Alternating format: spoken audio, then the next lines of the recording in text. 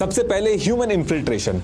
Khamenei के inner circle में अपने लोगों को प्लांट करना स्टार्ट किया। कंपाउंड के अंदर जो मेंटेनेंस स्टाफ थे, इलेक्ट्रीशियन, प्लम्बर, क्लीनर्स, कुछ इजराइल ने अपने एजेंट्स प्लांट किए, कुछ रिक्रूट किए और कुछ खुद ही कॉम्प्रोमाइज हुए। और कुछ लोकल्स को भी पकड़ा जो खमेनेई की लीडरशिप के खिलाफ थे, उनको इजराइल ने हायर किया। ये लोग कंपाउंड के अंदर डायरेक्टली नहीं जाते थे, लेकिन कंपाउंड के आसपास रह के फूड डिलीवरीज, जो कंपाउंड से वेस्ट निकल रहा है उसको उठा के देखना उसमें कुछ है कि नहीं, कंपाउंड की मूवमेंट रिपोर्ट करना, ये सारे काम करते थे। इस कंपाउंड के अंदर से जो कचरा निकलता था उसको भी एनालाइज किया जाता था। इसके साथ साथ हैवी टेक्निकल सर्वेलांस भी स्टार्ट किया गया। खमेनेई के guard, drivers, cook, doctors, Israeli company NSO group के स्पाईवेयर पेगासस से इनके फोन हैक करना स्टार्ट किए। इसके साथ साथ रूट मैपिंग भी की गई। जितने स्केप रूट्स थे, हर बंकर की एंट्रेंस, मूवमेंट, सब कुछ मैप किया गया। एग्जिट और एंट्री गेट किस बिल्डिंग से कनेक्ट करते हैं। और इसके साथ साथ इजरायली इंटेलिजेंस ने ईरान में हजारों ड्रोन स्मगल करके लाए और उनको अलग अलग एरिया में छुपाना स्टार्ट कर दिया। अब ये ड्रोन क्यों लाएगा स्मगल करके, ये भी आगे आएगा। जब यूएस और इजराइल के जेट्स एंट्री करेंगे खमेनेई को मारने के लिए,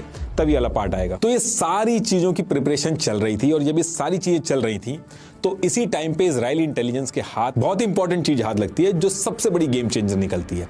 एक्चुअली होता क्या है कि ईरान ने पूरे तेहरान और इस कंपाउंड में हर तरफ चाइनीज कंपनी के टीएनडी और हिकविजन के कैमरास लगवा दिए थे। इन कैमरास के थ्रू प्रोटेस्टर्स पे नजर रखी जाती थी और बाकी सिक्योरिटी रीजंस भी थे। लेकिन इसमें दिक्कत ये हुई कि इन कैमरास के अंदर एक रिमोट कोड एग्जीक्यूशन बग था, जिसकी वजह से होता क्या था कि अगर इन कैमरों का फर्मवेयर यानी कि सिस्टम सॉफ्टवेयर अपग्रेड ना करो तो कोई भी हैकर रिमोटली इसको हैक कर सकता है। तो इजराइल की यूनिट 8200 ने इस बग के होने का फायदा उठाया और ईरान की गली, चौराहे, office, traffic cameras including pasture street compound, इनके कैमरास हैक कर लिए और यहां से सारी की सारी रिकॉर्डिंग इजराइल में पहुंचने लगी। और इसके बाद इन्होंने पेस्चर स्ट्रीट कंपाउंड को सिर्फ जमीन से ही नहीं, आसमान से भी घेरना चालू किया। इजराइल की सैटेलाइट फ्लीट ओफेक 13 और 16 ये रेगुलरली पेस्चर स्ट्रीट कंपाउंड के ऊपर से निकलती थी और छोटी से छोटी मूवमेंट को भी ट्रैक करके इजराइल के पास भेजती थी। और इस चीज में यूएस ने भी इजराइल की मदद की। यूएस की KH-11 कीनोट सीरीज सैटेलाइट इतनी प्रिसाइज थी